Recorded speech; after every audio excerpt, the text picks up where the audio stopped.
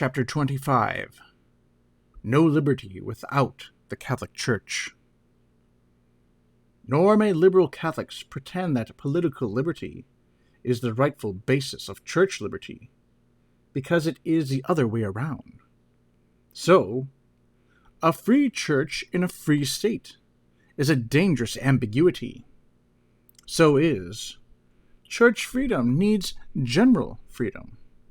Again, it is the other way around. Without freedom for the church, license takes over, and finally, the secular ruler becomes God. The doctrinal teachers of Catholic liberalism flatter themselves that they are giving its true meaning to the famous maxim, a free church in a free state, when they take it to mean the freedom of the church founded on the freedoms available to everybody. Translator's note. Veuillot here makes reference to Montalembert's discourse at the Congress of Malines, entitled L'Église libre dans l'état libre. End translator's note. It is not thus that our ancestors understood it, remarks the English journalist, whom we have already quoted, and he cites the words of Cardinal Wiseman in his Conferences on Concordats. Our fathers were so far from fearing the liberties of the Church that they considered that to promote them was just as much to promote civil liberties. There hardly exists a civil constitution that does not base its system of freedom on the liberty of the Church and the unfettered exercise of her rights.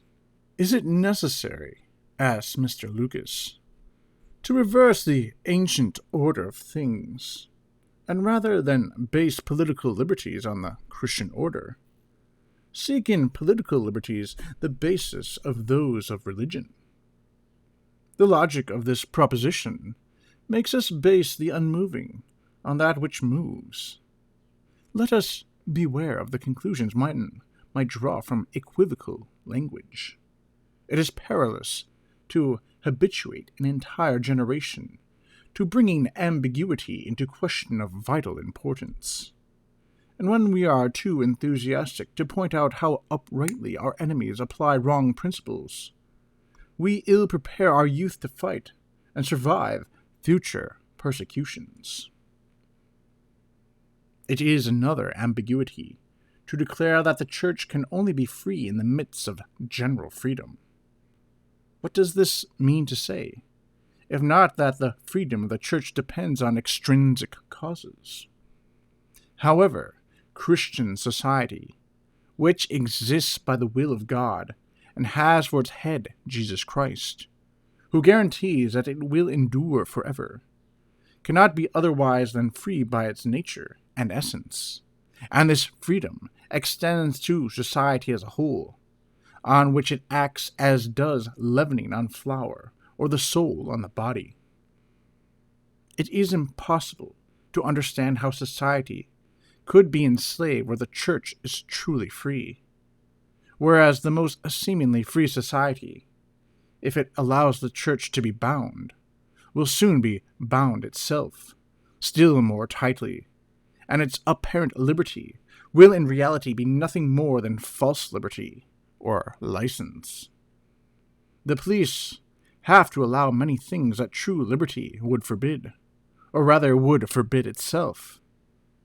But these permissions given by the police are not true liberty at all, and never will be. In a society that limits the freedom of the Church, it may well be that the individual can do what he likes with his body, and none of it will be good. But as soon as he dies, he has to answer for his soul and leave his body behind. If the Church can only be free in the midst of general freedom, that means that she can only be free on the condition of seeing freedom rise up against her, to deny and destroy her by all the offenses and all the legal means that such an order of things necessarily puts in the hands of her enemies. And since she will just as surely be obliged also to renounce her supposed privileges, on the grounds that these would limit the general freedom. It follows that she will correspondingly lose the power to impose on men that interior restraint by which they become capable of living up to true liberty, and feel themselves worthy of it. It follows, inevitably, that political constraint will gain in force, and society will quickly see that fatal hour when Caesar, with the consent of general freedom, proclaims himself pontiff and god.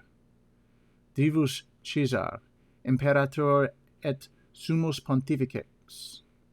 Divine Caesar, emperor and high priest. Thus, by general freedom, and the suppression of privilege that necessarily goes with it, Christianity would take a place in the world even lower than that which it occupies today.